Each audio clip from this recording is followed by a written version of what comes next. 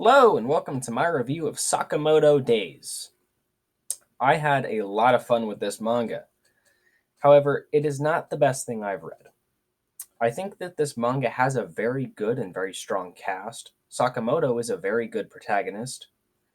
However, he can be a very quiet individual. The plot starts out a bit simple. However, I really like where the story is headed in its next arc, and the previous arcs brought a lot to the table for the story. I really enjoyed the antagonist group in this series. They are very mysterious and scary, and I don't have too much to say non-spoiler wise. I would recommend this manga, but don't expect it to be the best manga. I certainly think that it's one of the better new gen running right now. I enjoyed it, but nothing impressed me all that much. I went into this with low expectations, and I would say it easily met them and did go quite a bit beyond, but not too much. This series really does have fantastic comedy, as well as absolutely wonderful paneling and choreography. I just wanted a little more from the series. Moving forward, I am going to discuss things that can be counted as spoilers. For Sakamoto, I really like his character and how he's depicted as a father. I also really like his relationship with his wife and his role as a mentor to Shin. I also really enjoy him being an adult protagonist, and I think his whole relationship with Shin is really well done. Shin, quite honestly, is fantastic. I would say he's my favorite character. I enjoyed his backstory quite a lot, and I really enjoy his abilities as well as some of his big character moments through the series. And like I said before, his relationship with Sakamoto is a really strong point in this manga that I think is done very well. The rest of the cast is really good, but I honestly just don't want to go too much in depth with them. That is, except for the Order. These guys are just really great all around. I think every single member has a great design and a very likable personality.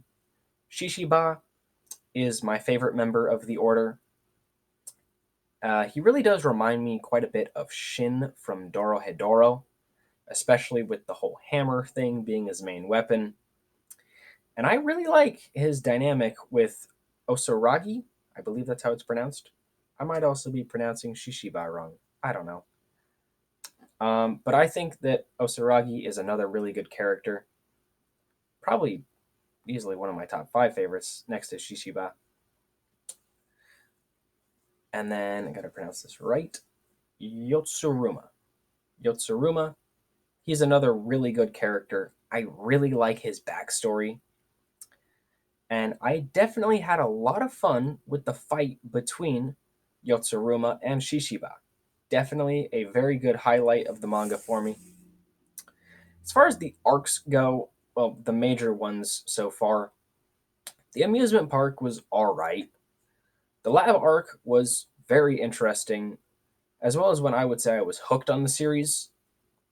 I think that the lab arc has a lot of really good moments from Shin as well as Sakamoto, and the introduction of Uzuki was super insane and I think incredibly well done. The Death Row Convicts arc was a very fun one. I like the mashups and how it helped to give insight, development, or just introduce the cast.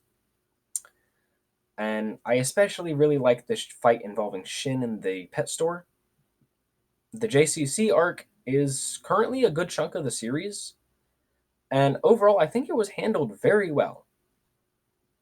The ending, especially with Akira leaving and the setup to meet Uzuki, has me really excited to see where the series is going from here. Also, we are currently in this Sakamoto flashback, seeing him as a young adult. I am really liking this current arc we're in, and like I said before, I am very excited for the next arc moving forward, where presumably Sakamoto is going to meet Uzuki in the modern day. So, it's certainly not a bad manga. It just doesn't do a whole lot for me narrative wise, but I really did enjoy it. that's going to be all from me today. Bye, guys.